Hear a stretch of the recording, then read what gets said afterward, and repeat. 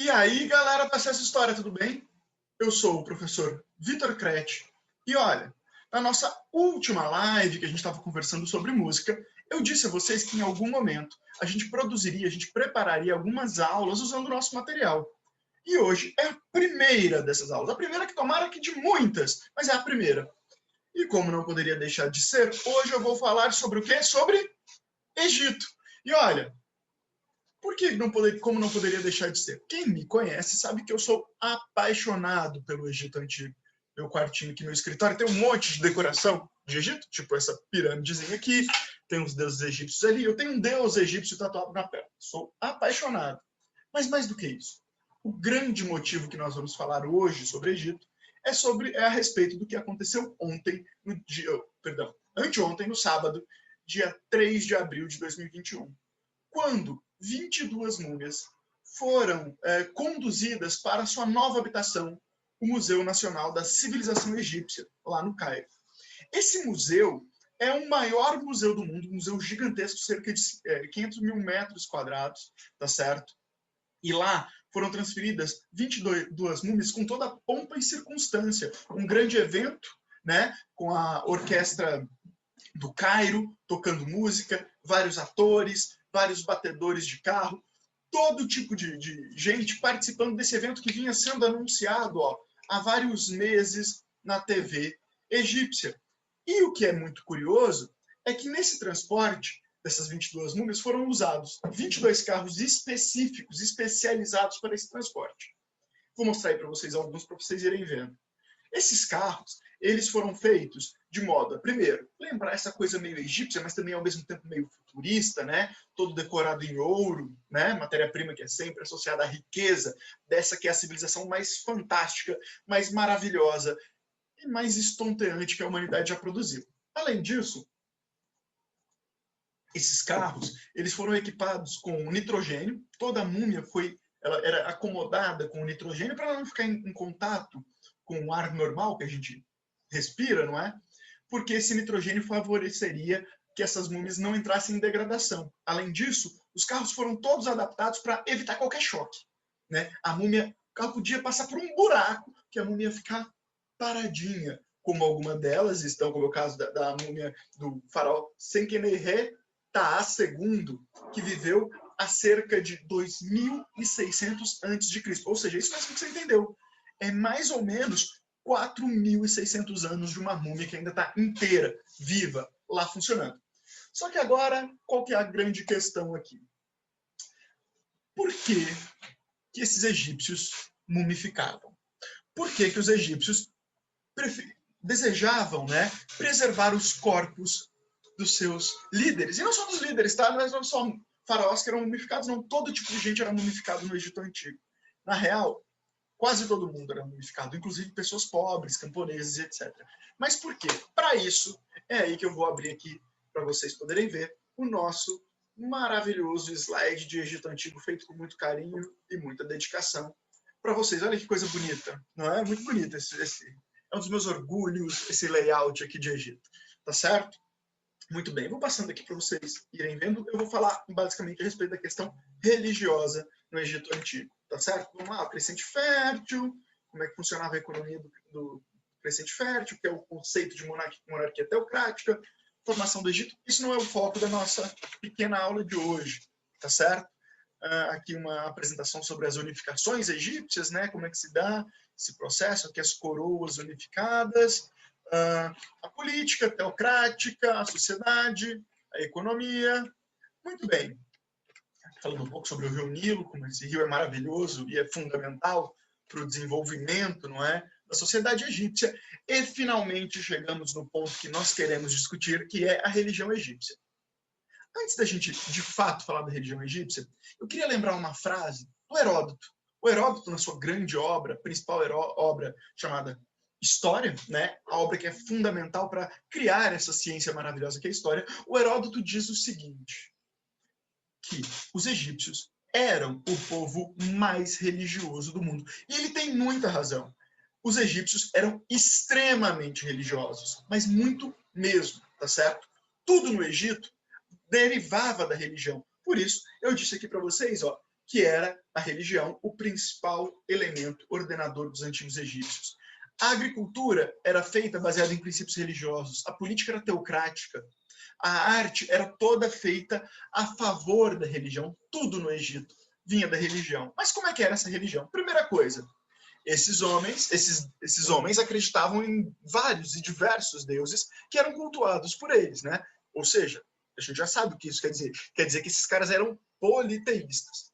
Essas divindades, elas foram se reunindo e formando o grande panteão, o grande conjunto de deuses egípcios, a partir da própria formação do Império Egípcio, quando cada um dos nomos ia contribuindo ali com as suas divindades, iam se unificando, iam juntando e criando ali o grande panteão egípcio. Em sua grande maioria, os deuses egípcios são antropozoomórficos, que é a junção de três palavras gregas, antropos, homem, zoo, animais, e mórficos, forma. Ou seja, a grande maioria dos deuses egípcios, eles têm forma humana e animal misturada, fundida. Quase sempre cabeça animal e corpo humano, como vocês podem ver aí nessa imagem do deus Tote. Olha só, vou dar um zoom aqui para que vocês possam perceber. Ele tem a cabeça de ibis, essa ave peralta, muito comum no Nilo, de pescoço e bicos alongados, e o corpo humano.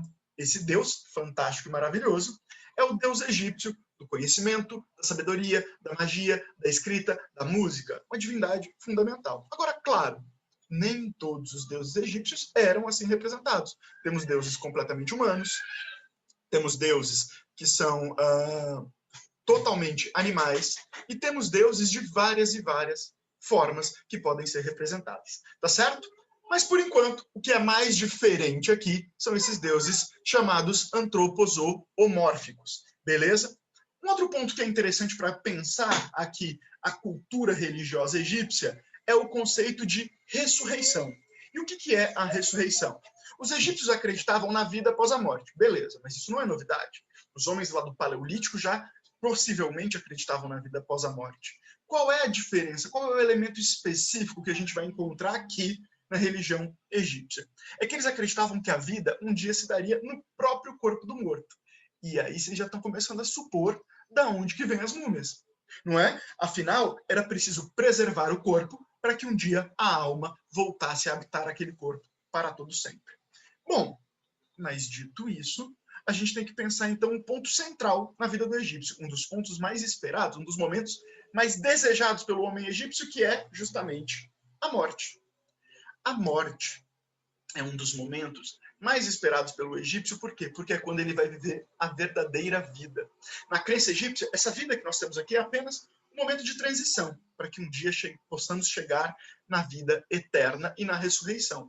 Olha, esses dois conceitos já existiam, né, antes dos egípcios, mas eles são os primeiros a unir essas duas ideias.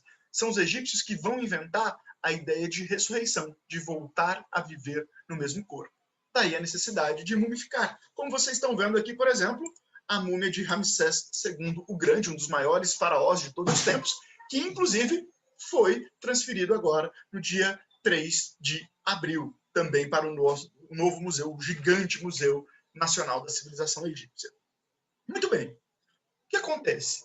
Para os egípcios, nós somos compostos de 9 partes. Um corpo, chamado de Kat, e a alma, que é composta, por sua vez, por 7 ou 8 partes. Isso varia de acordo com o tempo. Lembre-se, a sociedade egípcia dura muito tempo, então as coisas podem ir mudando também, não é? E o que acontece? Quando a gente morre, como numa bonequinha russa, né, o nosso corpo ali e nossa alma vão se desmontando e cada um segue um caminho distinto, tá certo? Cada uma vai para um caminho. E uma dessas partes, né, que é o corpo, vai ser mumificado, e jazinho eu explico o como e por que isso acontece. Agora, a alma, né, as almas vão se separar, e sendo que a mais importante delas, chamada de Ka, daqui a pouco Ka, se escreve assim, o Ka, né, ela vai seguir o caminho que é totalmente descrito e apresentado no chamado Livro dos Mortos. Mas o que é o Livro dos Mortos? Olha só, o Livro dos Mortos não é efetivamente um livro. Ele é um papiro enrolado, certo? Então ele não tem esse formato de livro, né, de códice, assim, né, com páginas e tal, não tem nada disso. Ele é um papiro enrolado, onde nós temos ali um conjunto, uma coletânea mesmo de textos, que são textos desde encantamentos até textos mitológicos, descrevendo o que vai acontecer com o morto a partir do momento que ele morre. quando ele adentra no Amente, como eles chamavam o submundo egípcio, até ele encontrar o reino de Osíris, o principal deus egípcio do mundo dos mortos, não o principal deus de todos, porque isso não existe no Egito, mas o principal deus do mundo dos mortos, que é esse daqui, ó. Deixa eu pôr uma canetinha laser aqui, ó. Esse aqui, ó. Tá vendo? Que é o deus que governa o mundo dos mortos. No reino de Osíris, você vai passar por uma espécie de julgamento chamado de Tribunal de Osíris, que eu explico já já. Muito bem. Esse livro, originalmente, se chamava Livro para Sair para a Luz ou Saída para a Luz do Dia. Porque para o egípcio, a metáfora é a seguinte, é que o dia, a verdadeira vida, é no Amente, e não aqui no mundo material, sei lá como é que eles chamariam, certo?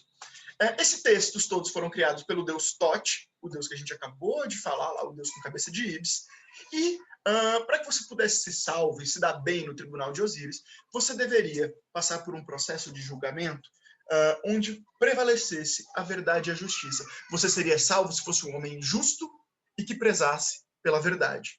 Tá certo? Então vamos lá. Morri. E aí, o que acontece? Vamos separar as coisas. Vamos começar hoje falando a respeito aqui da nossa alma, do K. A alma é composta por várias partes, tá certo? Mas a mais importante, também conhecida como alma-coração, não é? Ela pode ter 7 ou 8 partes, beleza? Mas que em conjunto compõem a minha alma. Essa alma, ela vai voltar para o Amente. Mas como?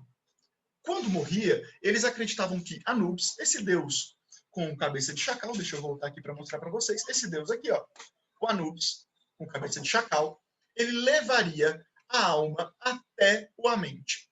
Uma curiosidade, por que que esse deus com cabeça de chacal vai levar os caras para o submundo, para o mundo dos mortos? A resposta é realmente simples. Os mitos, muitas vezes, nascem de realidades, de coisas que são vivenciadas, experimentadas na realidade. Por exemplo, o chacal é um animal carniceiro. Então, quando você tem carne em putrefação, carne apodrecendo, inclusive carne humana, atrai esse animal. Então, onde você enterrava, geralmente eles enterravam os mais pobres no deserto, né? Na verdade, todos eram enterrados no deserto. A diferença é que os mais ricos tinham construções funerárias. Já os mais pobres eram simplesmente deixados no deserto. Então, o que acontece? Aquela carne entrava em putrefação e atraía ali, né, os chacais. Então, qual que é a associação deles? O chacal vem buscar a alma e levar para o mundo dos mortos. Leva para o Amente e lá no Amente, essa alma vai passar pelo Tribunal de Osíris. Olha só, está aqui descrito o que vai acontecer no Tribunal de Osíris, mas eu não vou explicar a partir daí, não. Eu vou mostrar uma outra coisa para vocês. Eu vou mostrar como é que se dava esse processo a partir dessa imagem. Aqui nós temos um dos livros dos mortos, o livro dos mortos de Eni, que mostra as etapas desse Tribunal de Osíris.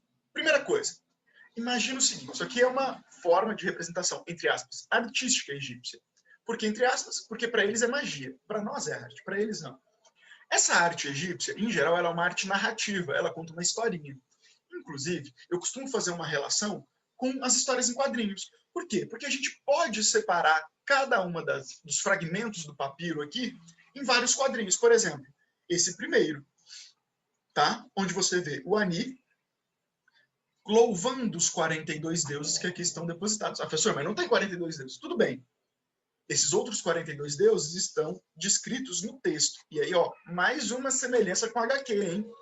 História em quadrinhos tem texto e imagem, aqui também. É narrativo, aparece as cenas, aqui também. Olha aí, já podia ser uma questão de vestibular, hein?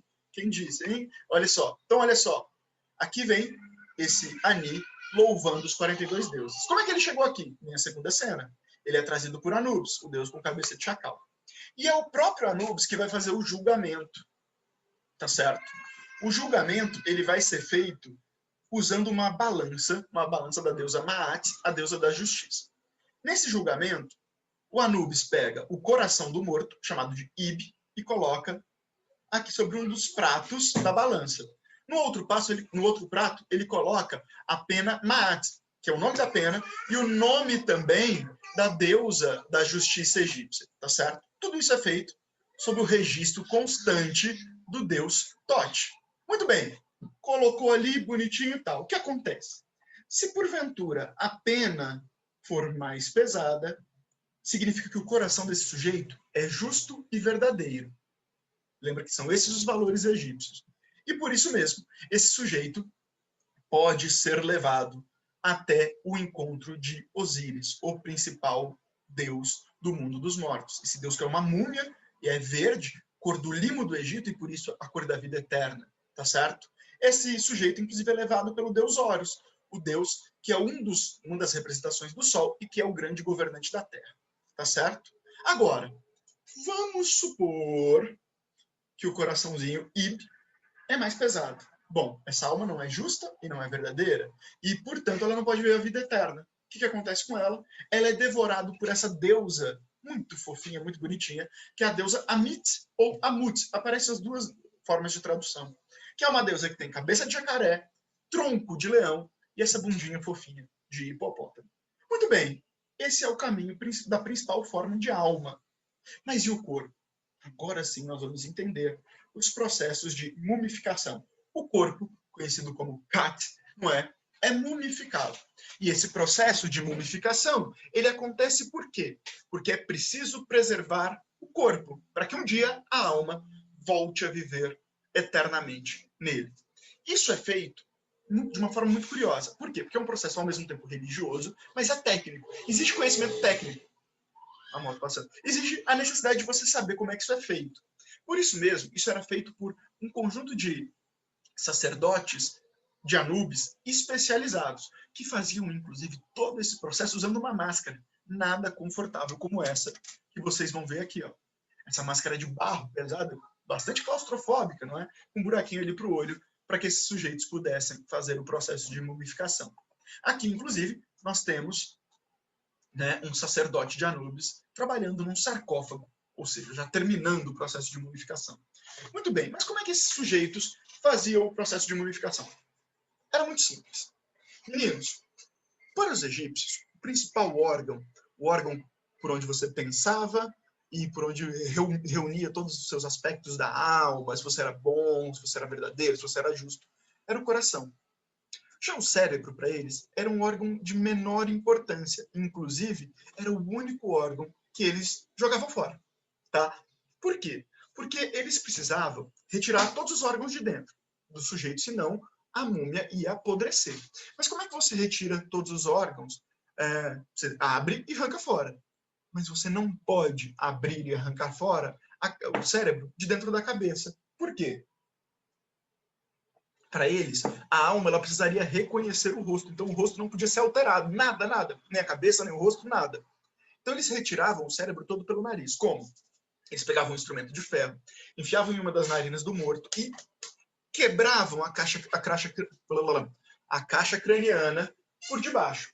Injetavam, então, uma bebida ácida, um vinagre ou um vinho de tâmara, que ia amolecendo as partes mais moles do cérebro, que iam escorrendo, igual criança catarrenta, ali pelo nariz do morto. Depois, com um instrumento de metal, eles iam retirando, pinçando e retirando todos os pedaços mais duros do cérebro, jogavam, então, mais e mais ácido, limpavam bem, raspavam a caixa craniana, tudo, certo? Tudo pelo nariz. E depois ainda jogavam água e sal, tá certo? Feito isso, a cabeça já está oca, já está limpa. Vamos, então, para os órgãos internos. Como é que isso era feito? Eles faziam uma incisão, um corte no abdômen do sujeito. Podia ser lateral ou pela frente, tá certo? E aí, então, retiravam todos os órgãos, com exceção do coração. E por que o coração fica? Porque o coração vai ser necessário, tanto no tribunal de Osíris, quanto o coração é aquilo que mantém a múmia viva, na compreensão deles. Esses órgãos que eram retirados eram todos depositados em 4 vasos, que eram enterrados juntos do morto, certo? Esses vasos são chamados de vasos de canopo ou vasos canóticos. Cada um deles era decorado com a cabeça e os hieróglifos referentes a uma divindade, e cada um deles recebia órgãos específicos. Esse primeiro deus falcão é Quebesenuf, que recebe o fígado. Ap, que é o próprio rio Nilo, e também representado como um babuíno ou um homem azul, não é? Ele vai receber os órgãos menores. Anset, essa cabeça humana, recebe o estômago e os intestinos, e Duatmufet, que também é um chacal, assim como Anubis, recebe os pulmões. Retirou isso, limpou bem, o que você faz? Uma montanha de sal. Cobre o sujeito por 72 dias com sal e deixa ele ali desidratando. As fontes variam, né, segundo as datas, mas o livro do Heródoto está aqui, ó, vou até pegar para mostrar para vocês. O livro do Heródoto, ele diz que são 72 dias, então por isso que eu vou falar 72 dias, tá certo? Muito bem. Feito isso, o corpo vai estar bastante desidratado. Eles, então, retiram todo o sal, lógico que não é lavar, não, é só retirar mesmo. Enchem o buraco do corpo com tecidos de linho, tá certo? Fecham o corpo e aí vão tentar proteger a pele. Como? Passando resinas, óleos vegetais, perfumes e todo tipo de produtos que impermeabilizasse a pele e permitisse a sua preservação. Mas para que isso ficasse mais aderido à pele, eles acabavam também enrolando o corpo do sujeito com faixas de linho. Amarravam uma tábua de madeira nele para que, quando o corpo fosse secando, ele não pudesse emborcar muito. Então, amarravam lá para ele ficar esticadinho. Depois, colocavam isso tudo dentro de um sarcófago, que nada mais é do que isso, ó. Um caixão, tá certo? Com o rosto do morto, um conjunto de símbolos egípcios de proteção, encantamentos e muitas vezes até o nome do morto mesmo. Feito isso, isso podia ser levado para ser enterrado nas suas câmaras funerárias. Câmaras essas que podiam ser mastabas, pirâmides ou os mais comuns, hipogeus. Mas isso é conteúdo para um outro dia de aula. Depois vocês podem até achar aqui, ó, na nossa aula, essas questões todas vinculadas a esses tipos de construção. Tá vendo? Olha aí, as mastabas, as pirâmides e, finalmente, cadê? Os hipogeus. Mas, meus queridos e minhas queridas, nós vamos ficando por aqui. E qualquer dúvida que você não tenha entendido ou queira aprofundar um pouco mais sobre o Egito, conta com a gente aqui do Acesso História. Deixa sua pergunta aí embaixo. Um forte abraço. Valeu. Falou. É nóis. Tchau, tchau.